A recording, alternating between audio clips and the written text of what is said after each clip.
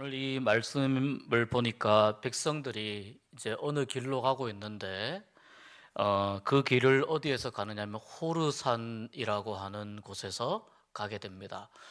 호르산에서 길을 가는데요. 이 호르산에서는 이 이스라엘 백성들에게 굉장히 안타까운 일이 하나 있었습니다. 이 호르산에서 이스라엘 백성들의 초대 대제사장인 아론이 호르산에서 이제 죽게 됩니다. 아론이 호르산에서 죽고 그 아론의 아들 이제 엘르아살이 이 대제사장직을 말하자면 이렇게 승계하게 됩니다. 물론 이미 엘르아살이 어느 정도 그런 역할들을 하고 있었기 때문에 백성들이 예상은 했지만, 그러나 그 출애굽할 때부터 이 말씀이 기록된 이 시기는 출애굽하고 나서 한 40년 정도 지난 시기입니다. 그러니까 이 시간까지 모세와 함께 이스라엘 백성들을 실질적으로 이끌었던 사람이 아론입니다. 아론이 이제 하나님의 부름을 받음으로 인해서 아론과의 아쉬운 작별, 슬픈 그러한 작별을 하고 이스라엘 백성들이 그 자리에서 30일 동안 아론과의 그 슬픔을 이제 슬퍼하면서 고굴했다. 이렇게 앞장에 보면 그렇게 기록이 되어 있습니다. 그리고 나서 호르산에서 출발을 하는데, 지금 이스라엘 백성들은 벌써 가나안 땅에 들어가게 되는 첫 번째, 출애굽하고 나서 1년 정도 지났을 때에, 1년이 조금 더 지났을 때에 이 가나안 땅에 들어가게 되는 그 기회를 맞이를 했었습니다. 호르산하고 가까운 가데스 바네아라는 곳에서 들어갈 기회를 맞이를 했었습니다. 그런데 그 가데스 바네아에서 하나님의 약속을 믿는 믿음이 약했던 것 같아요. 하나님의 약속을 믿고 그냥 뭡니까? 그냥 이렇게 무식하게 믿고 가나안으로 들어갔으면 가나안 땅을 차지할 수도 있었을 텐데, 그렇게 하지 못하고 아마도 하나님의 약속을 자기 나름대로 분석하고 이렇게 해석을 하면서 믿음이 약해져서 거기서 결국은 가나안 땅을 들어가지 못하고 40년 동안 광야에서 이렇게 헤매고 다니게 된 것입니다. 아마도 만약에 그때 가나안 땅에 들어갔었더라면 당연히 모세와 아론도 가나안 땅에 들어갔을 겁니다. 당연히 그때 들어갔을 겁니다. 그런데 이제 그 시기, 그 절호의 기회를 놓치고 계속 광야 생활을 하고 있는 중에 지금 이 말씀에서 나오는 것처럼 호르산에서 대제사장 아론과 죽음으로 작별했습니다.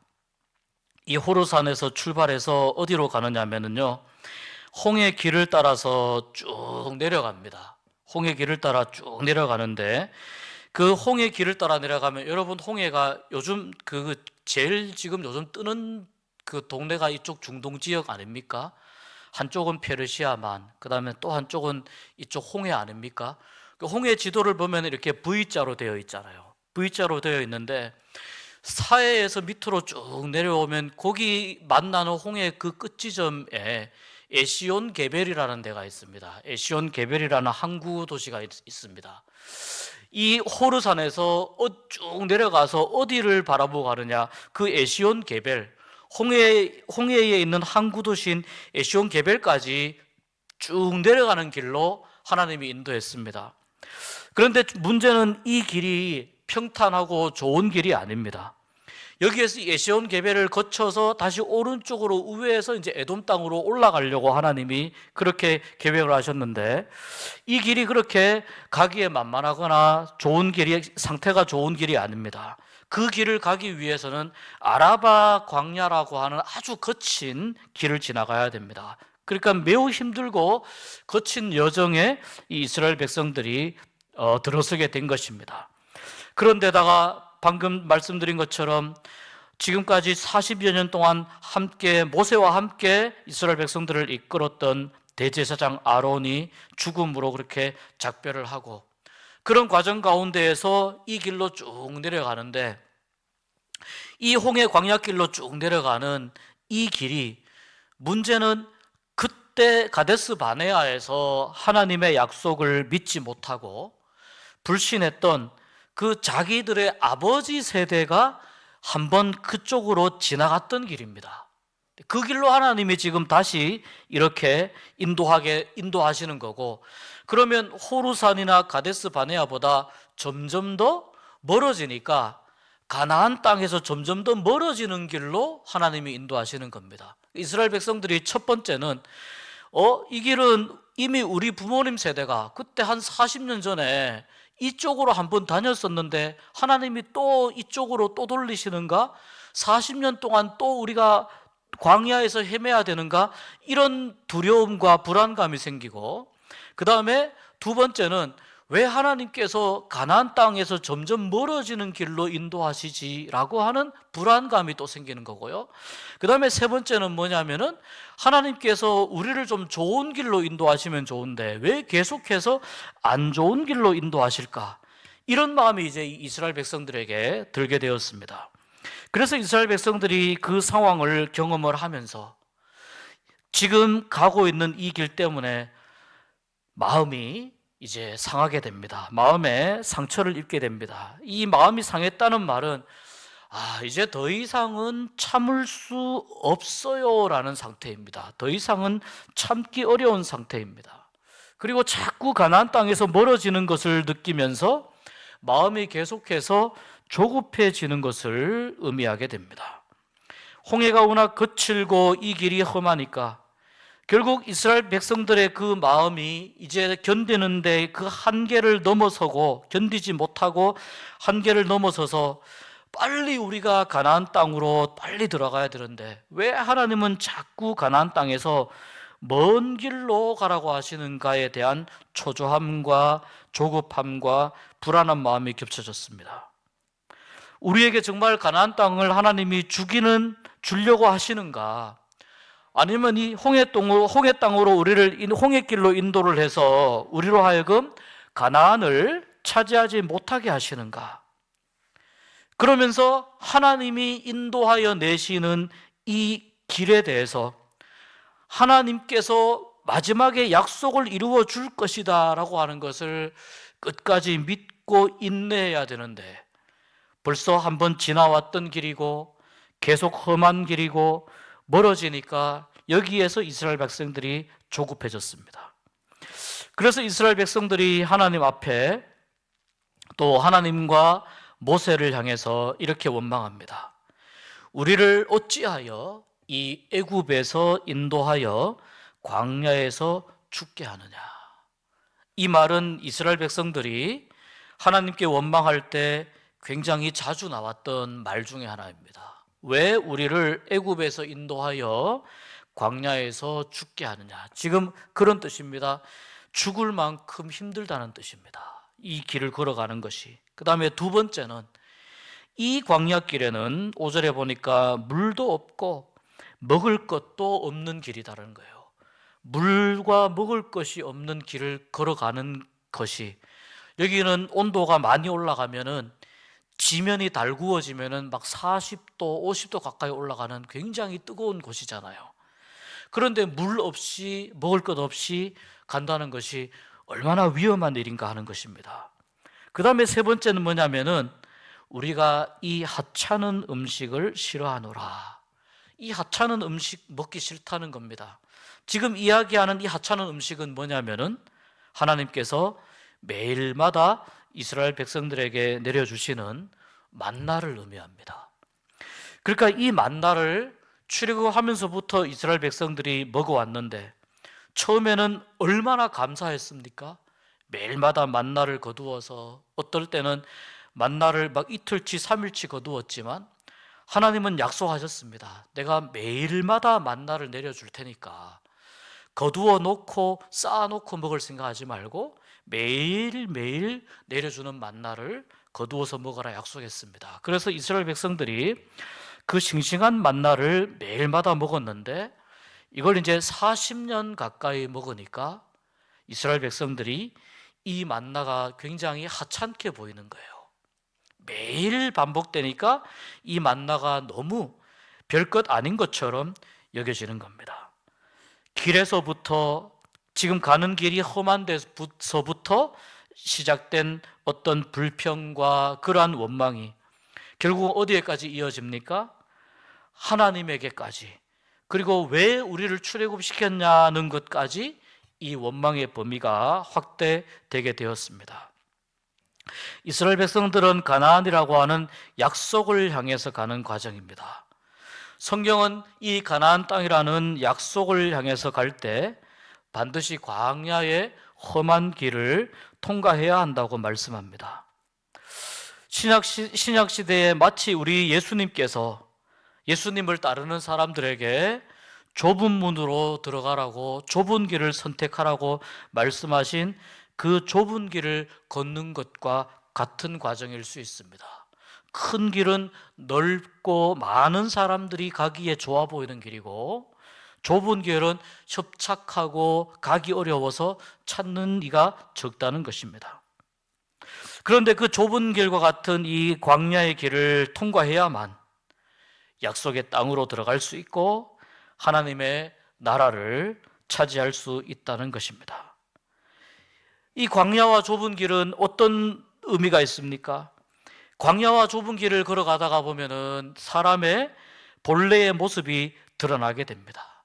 내가 얼마나 참을성이 없는 모습이고, 내가 얼마나 나의 믿음이 연약한 모습이고, 내가 얼마나 하나님 앞에서 못난 사람인지 광야를 걷다가 보면 그러한 모습이 드러납니다. 뿐만 아니라 불평과 불만과 불신앙과 죄가 이 광야길을 걸어가다가 보면은 이렇게 드러나오게 되어 있습니다. 하나님이 원하시는 것은 그 광야길을 걸어가면서 나의 못난 모습과 그러한 자아와 불평과 불신앙의 이런 모습을 그대로 가지고 광야길을, 그 무거운 짐을 짊어지고 걸어가라고 하는 것이 아니고, 그러한 못난 모습들, 안 좋은 모습들은 다 광야길에 버려두고 약속의 땅을 향해서 나아가라는 것이 하나님이 이 백성들에게 원하시는 원래의 뜻입니다. 그러니까 이 광야길은, 좁은 길은 우리에게서 안 좋은 믿음의 불순물들을 걸러내는 그런 필터 역할을 하게 됩니다. 이 광야길을 그래서 비록 고난의 길이고 힘들고 어려운 길이라는 것을 우리가 알지만, 그러나 우리 하나님께서 약속의 땅으로 나아가는 믿음으로 연단하는 길이라는 것을 알고 고백하게 된다면 만나도 얼마나 감사한지 모릅니다. 광야길을 걸어가는 것도 내 눈앞에 약속이 있으니 얼마나 감사한지 모릅니다. 그리고 무엇보다도 지금 광야길을 걸어가고 있어도 하나님이 이 광야길을 나와 함께 걷고 계시기 때문에 내가 또 감사하고 또 하나님 앞에 영광을 돌릴 수가 있게 됩니다.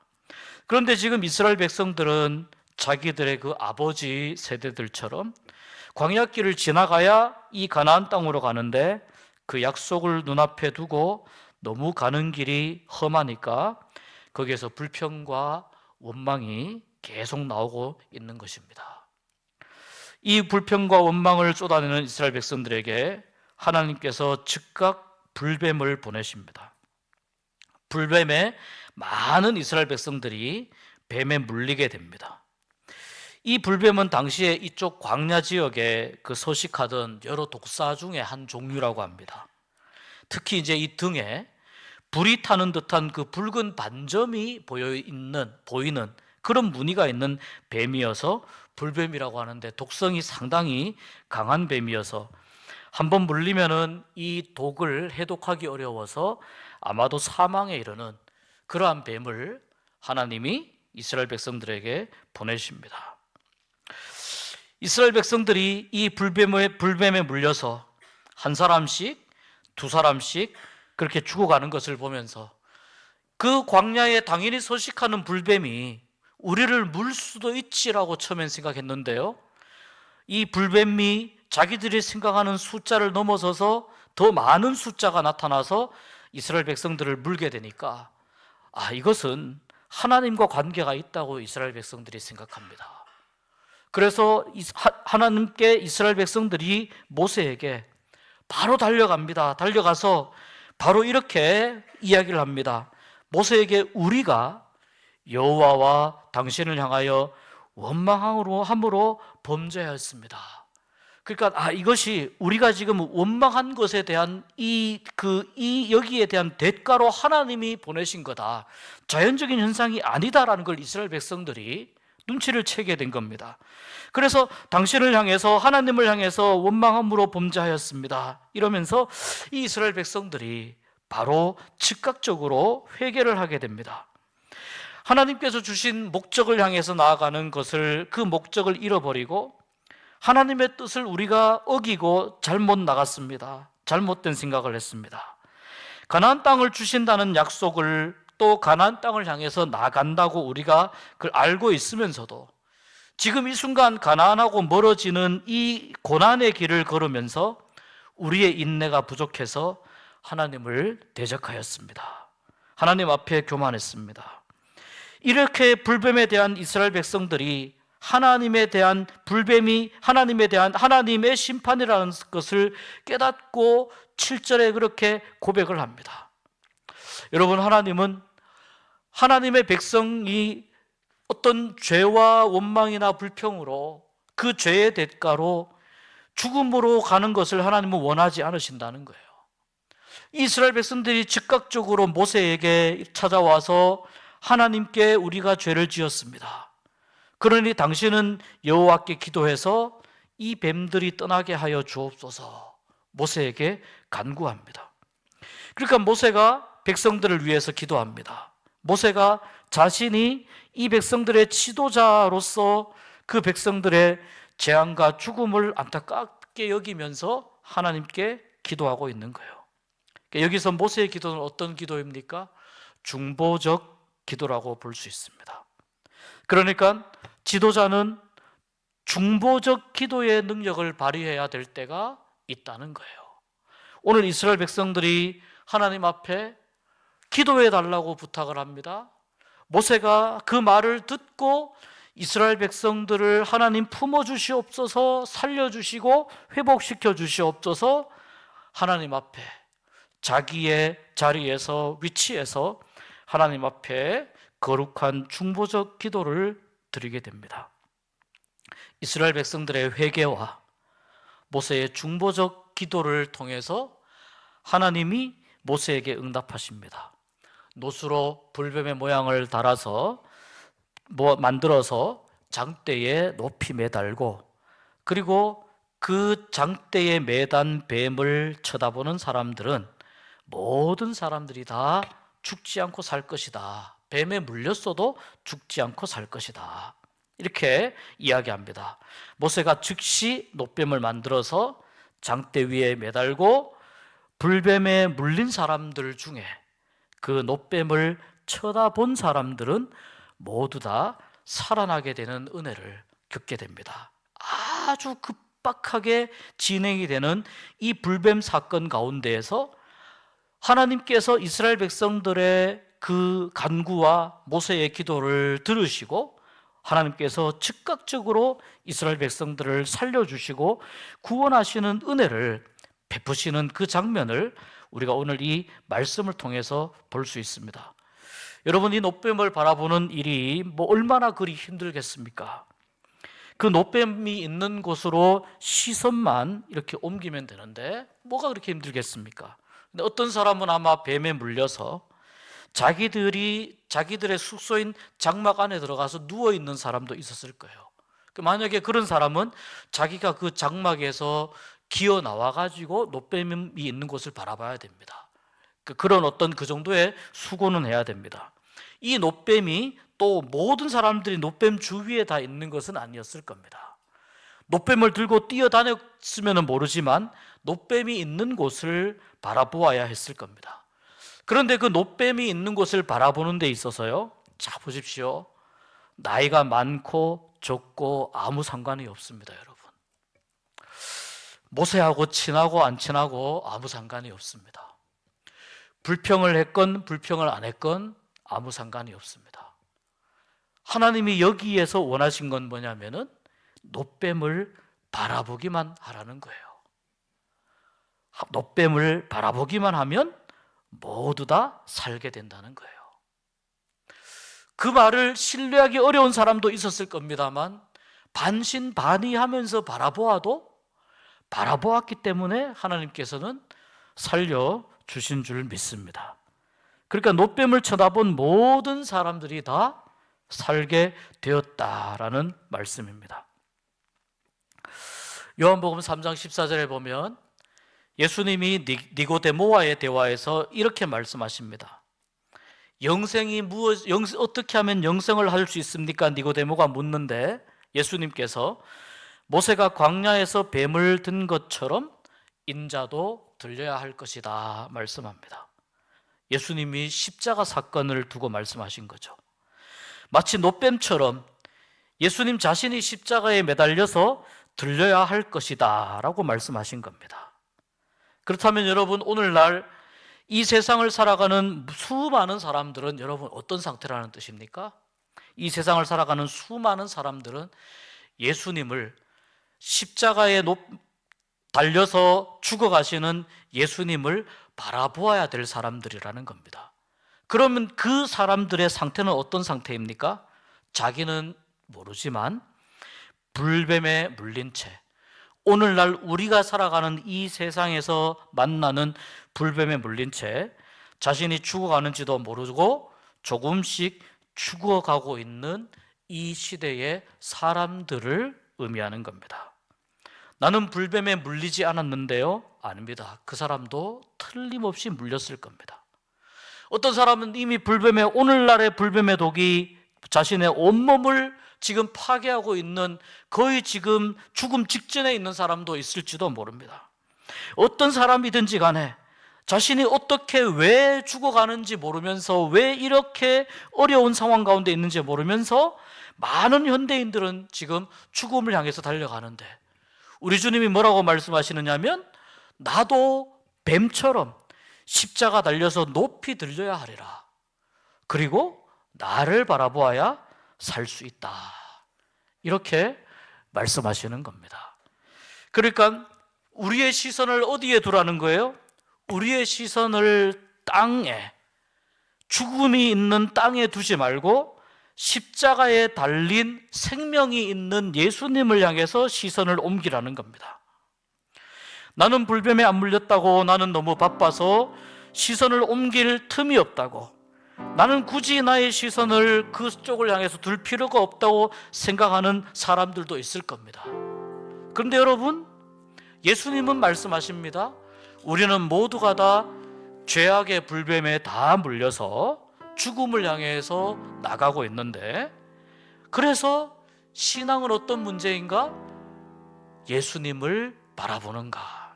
나의 시선을 어디에 고정하는가라는 문제가 되는 겁니다. 예수님을, 나의 시선을 주님께 고정하고 있다면 장대 위에 매달린 불뱀을 바라보는 자마다 살아나더라 하는 이 성경의 말씀이 우리 가운데에도 온전히 이루어지게 될 줄 믿습니다. 그래서 내가 주님께 시선을 고정하는 그 순간 우리는 어떻게 됩니까? 주님을 원망했던 것들, 불평했던 것들, 또 가는 길 때문에 힘들었던 일들과 상처난 모든 것들도 전부 다 예수님께서 십자가에 다 못 박아 주십니다.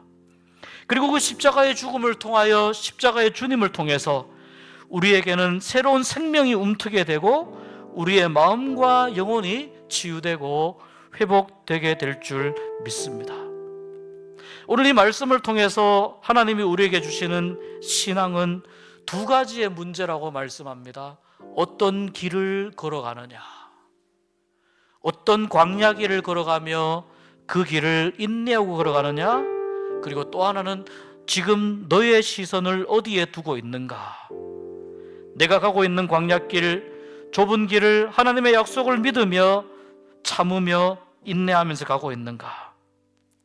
그런데 나 혼자 그 길을 걸어가려니 너무 힘들어서, 그래서 우리는 십자가에 달린 주님을 바라보게 되는 거죠. 나 혼자 가기가 너무 고통스럽고 너무 괴로우니까, 그래서 십자가에 달린 주님을 바라보면서 나의 속상한 마음과 상처를 또 그 십자가에 못 박고 주님 앞에 맡겨드리고 우리는 걸어가게 되는 것입니다.